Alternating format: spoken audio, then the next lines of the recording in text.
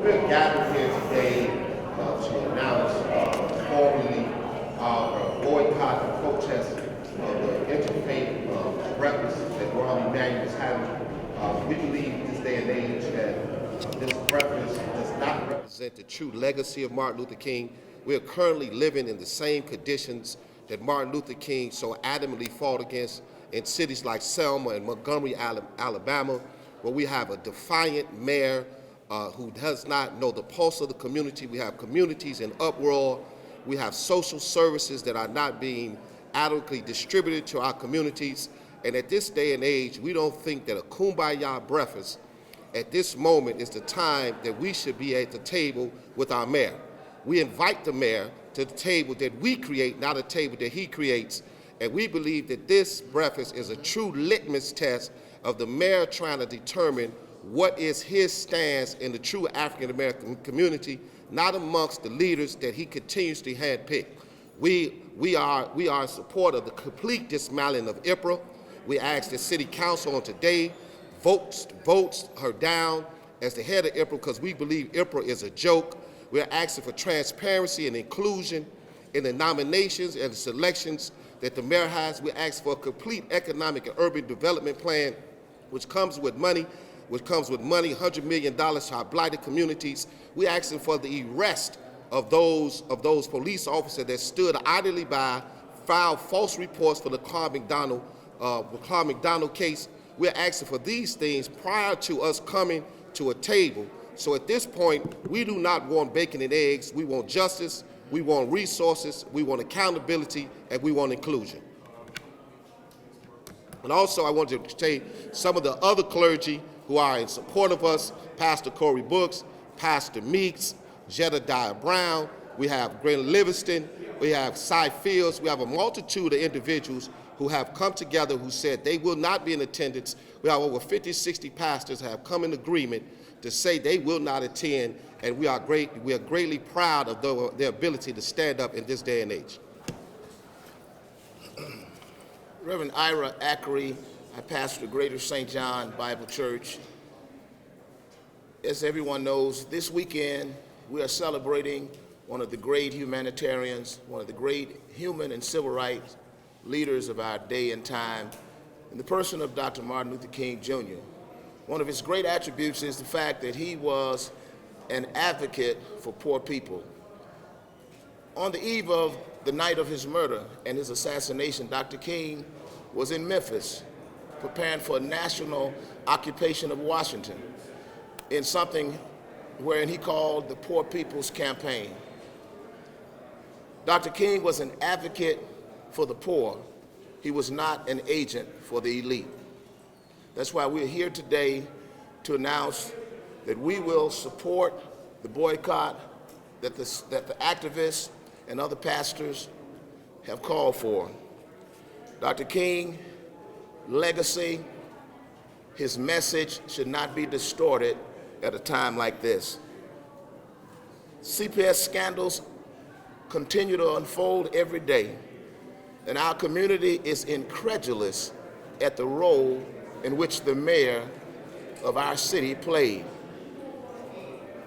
I will not be attending Mayor Emanuel's MLK breakfast because if Dr. King was alive, he would not be welcomed and nor would he attend. This event on Friday, considering the conspiracy, considering the concealment of evidence, considering the cover-up, and the toxicity of the corruption of this mayor's administration, it would be a shame for us as ministers to be there and provide for Mayor Emanuel the political cover that he would desire. As ministers, we must speak truth to power and not be intimidated by the modern pharaohs. Just on last week,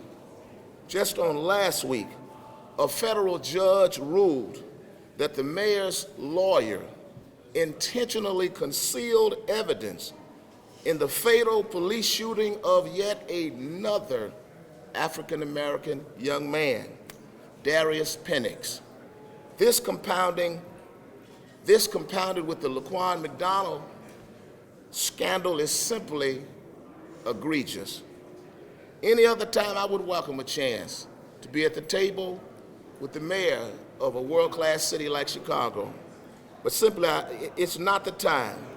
To use the mayor's words, at this particular point, he is a distraction. The mayor is a distraction. The manner in which he handled the Laquan McDonald case and the Darius Penix case is not only unethical, but it's possibly even criminal. For the disrespect and disenfranchisement of our community, we are asking that all clergy, whether black or white, Asian or Hispanic, if you are committed to social justice, do not attend the mayor's breakfast.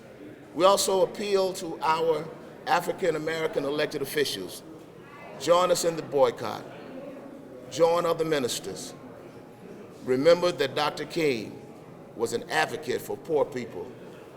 He was not an agent for the elite. Thank you very much.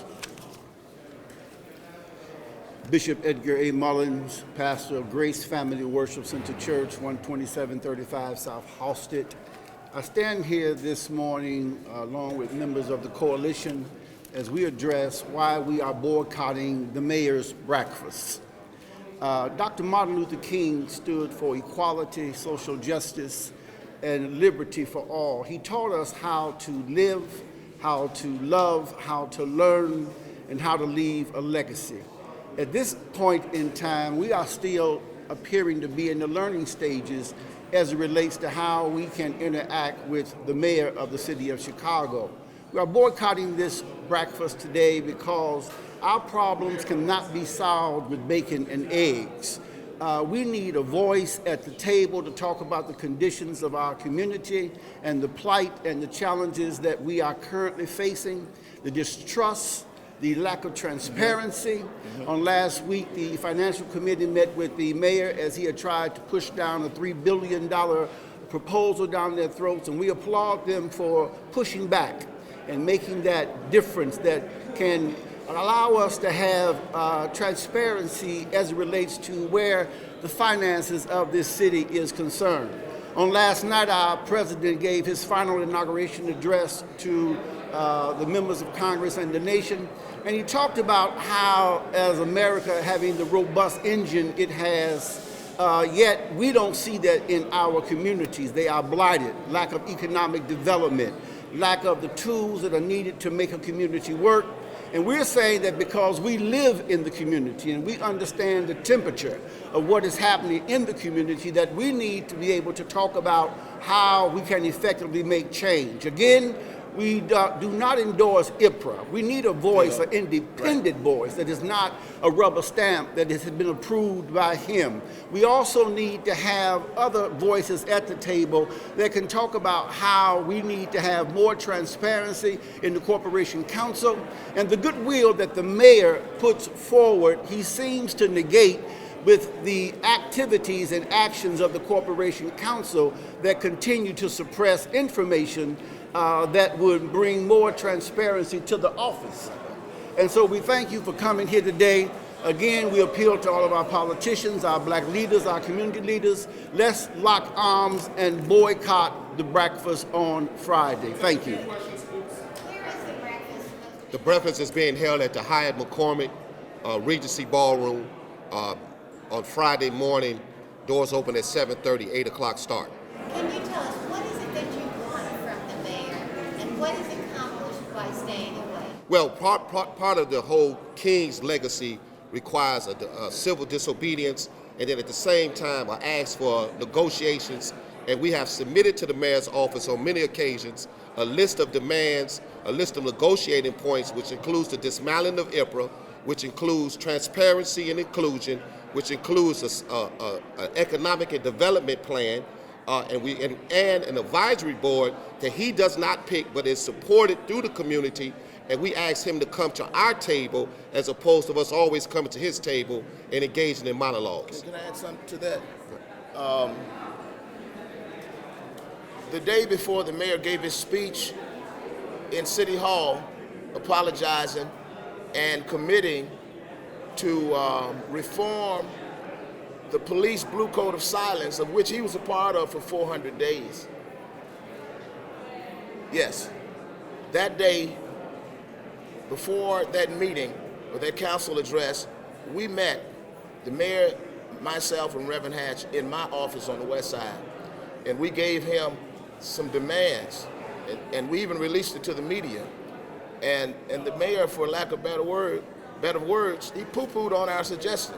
So we told him that if he really wants some real respect or trust restored to our community, he must do more than window dress. He has to do more than just have these orchestrated meetings that helps his PR campaign. Right.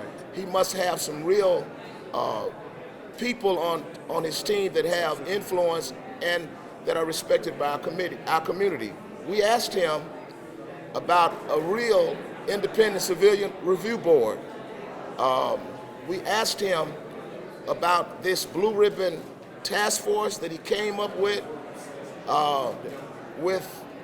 different friends of his and people that our community doesn't have that much knowledge of. We asked him to dismantle that and get people of credibility that we know, the Larry Rogers, Attorney Jeanette Wilson, Reverend Livingston, Carol Adams. We gave him names that our community respects rather than the Blue Ribbon Task Force on Police Accountability.